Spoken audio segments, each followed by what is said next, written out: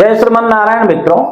मित्रों महर्षि पराशर बृहद पराशर होरा शास्त्रम के 18वें अध्याय में षष्ठ भाव से संबंधित आदेश का वर्णन करते हैं। तो आज के पहले हमने प्रथम भाव, द्वितीय भाव, तृतीय भाव, चतुर्थ भाव और पंचम भाव से संबंधित संपूर्ण विषयों को विस्तृत रूप से यथावत जिस प्रकार महर्षि पराशर ने वर्णन किया है उसका बृहद व्याख्यान करके वीडियोज अपलोड कर दिया है। हमारे YouTube पर जाइए, वहां पे ये सारे वीडियोज आपको मिल जाएंगे, आप जाकर के देखिए और आनंद उठाइए। ठीक है, तो चलिए आज हम 18वें अध्याय के दूसरे श्लोक को देखते हैं कि महर्षि पराशर अपने दूसरे श्लोक में क्या कहते हैं कि एवं पित्रादि भावे सास तत्कारक समझुता व्रणाधिप जुताश्चापि षष्टाष्टम जुता यदि। इसका मतलब ये हुआ कि महर्षि पराशर कहते हैं कि छठे भाव का जिस जिस घर से संबंध होगा उस घर से, अर्थात जैसे मान लीजिए कि आपके पिताजी के बारे में जानना है कि आपके पिताजी को रोग कब होगा, कैसे होगा। दूसरे श्लोक में कहते हैं कि यदि आपके पिताजी के बारे में जानना हो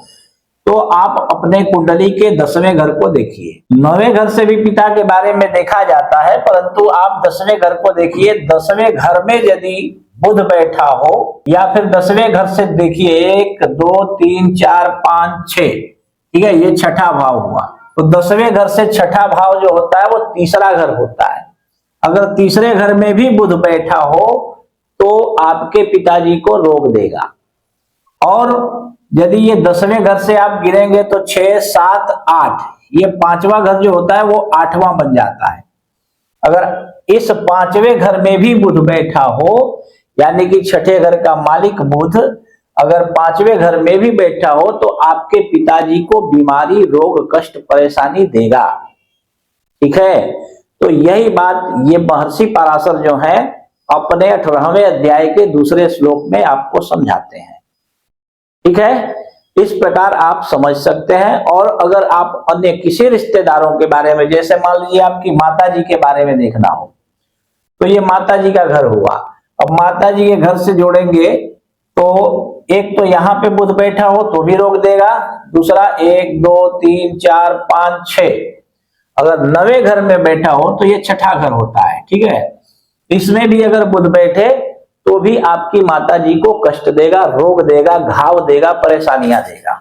और यहां से देखेंगे यदि 11वें भाव में, क्योंकि ये चौथे से 8वां हो जाता है, तो अगर 11वें घर में भी बुध बैठता है, षष्ठे से बैठता है, तो निश्चित रूप से आपके माताजी को रोग, कष्ट, परेशानियां देगा, घाव देगा, बीमारी देगा, इसमें कोई संशय नहीं है।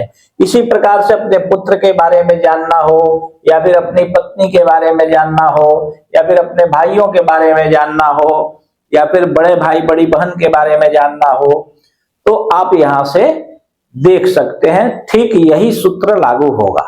ठीक है, अब समझ में आ गया आपको। तो चलिए हम अगले प्रकरण में वापस जो है तीसरे और चौथे श्लोक को देखेंगे कि महर्षि पराशर क्या कहते हैं। तब तक आप हमारे YouTube पर जाइए और वहां जाकर के इस प्रकार के अन्य बहुत सारे वीडियोज को देखिए और आनंद उठाइए। ठीक है, जय श्रीमन नारायण।